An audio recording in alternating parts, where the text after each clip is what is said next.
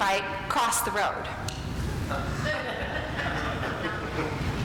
Yes, to get to the other side. But no, it's not because they're jerks. Before we can get to the punchline, there are some things you need to understand about geography and history between Judea and Samaria, the Jews and the Samaritans. But first, an illustration. When I first moved here to the city of Reading, several people took it upon themselves to help me get acclimated. They took me aside and said, what you need to understand about Reading is this. There are the people who live up on the hill, and there are the people who live down in the valley. Now, both equally look down on the other. Both dismiss each other. Now, some say that is why there were 2 elementary schools or 2 fire stations in Reading. Others maintain no. It had to do with accessibility for all. Some people say that such distinctions, hill and valley, was how it was years ago, and it's not like that anymore. But everyone who says that just happens to live up on the hill. Now, the purpose of this interlude on Reading was not to alienate anyone in this room. On the contrary, it's meant to give us common ground so that we who live here or worship here in Reading can understand what we're reading about between Jews and Samaritans who worshiped in ancient Israel and Judea. So here's what you need to understand about the Jews and Samaritans when you are reading the Bible. When you are reading the Bible. There are people who worship God up on the hill. Well, actually on a mountain, Mount Gerizim. Those are the Samaritans. And then there are the people who worship down in Jerusalem at the temple. Those are the Jews. Now, each group looked down on the other. Each group dismissed the other. Each criticized the other for not worshiping the correct way and for misinterpreting the tradition handed down from their ancestors, the Israelites.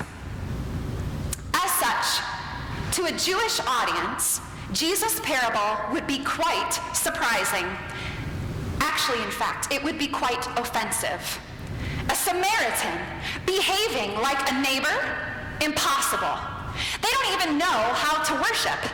Samaritans don't have the slightest regard for the law. How could they possibly fulfill it in any way? But that's what you get when you ask the Son of God a question. A story that opens you to God and to your neighbor. For in the story, Jesus not only reveals how to love our neighbor, he confronts the expert in the law with his neighbor. He challenges the expert in the law to show mercy to the very group of people to whom the expert in the law is the least merciful. And so too, God confronts us with our neighbors and those for whom it is difficult for us to show mercy. This parable is about how to live a life pleasing to God. But to think of the parable of the Good Samaritan only as a lesson on how to fulfill God's law is to miss the mark. The heart of this passage, and indeed the purpose of this parable, the purpose of Jesus' story of the Good Samaritan, is to answer the question that the expert in the law proposed. What must I do to inherit eternal life? The answer is the gospel. Quite frankly, the gospel is as surprising to us as a good Samaritan would have been to Jews in the first century. A good Samaritan, a righteous Samaritan, impossible. Everything that the first century Jews knew from their tradition, from their human reason, from their lived experience, was in this moment when Jesus was preaching, proved contrary by Jesus' illustration. What Jesus says is that God values mercy above everything else. God values mercy above all. God values mercy above legal righteousness. God values mercy even more than the righteousness according to the very law which God himself gave. And now we can return to our joke.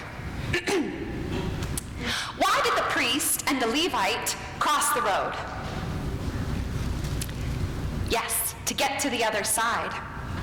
To get to the other side, because the priest and the Levite, experts in the Ten Commandments, experts in the law of the Torah, the first 5 books of the Hebrew Bible and our Bible, the priest and the Levite, experts in the law, cross the road because the law states that any contact with a dead body would make you unclean. And the man lying in the ditch, beaten up, looks dead. He could be dead. And if they go near him, they risk contaminating themselves and being unclean according to the law. They acted to justify themselves according to the law. They were trying to be righteous according to God's own law. Yet the Samaritan showed no regard for justifying himself. In fact, the Samaritan showed no regard for fulfilling the law. His only regard was for his neighbor, the man in the ditch, the nearly dead man. Jesus praises the Samaritan whose heritage, whose worship style and actions defy God's own law. And this is absurd. The punchline, dear people, is that God is so committed to showing mercy that God will show it even to the one who does not deserve mercy. God is so committed to showing mercy that God will even show it to the one who does not fulfill the law. God is so committed to showing mercy that God will show it even to the one who does not love God. God is so committed to showing mercy that God will show mercy even to the one who does not love his neighbor as himself. God, in fact, will even defy God's own law in order to show mercy. But this promise from God, unlike if you see the play Cocktails with Mimi this weekend, this promise from God doesn't leave us laughing in perfect delirium. It defies our reason. It offends us. It angers us. We too want to justify ourselves, and so we protest. No. This must be some kind of joke.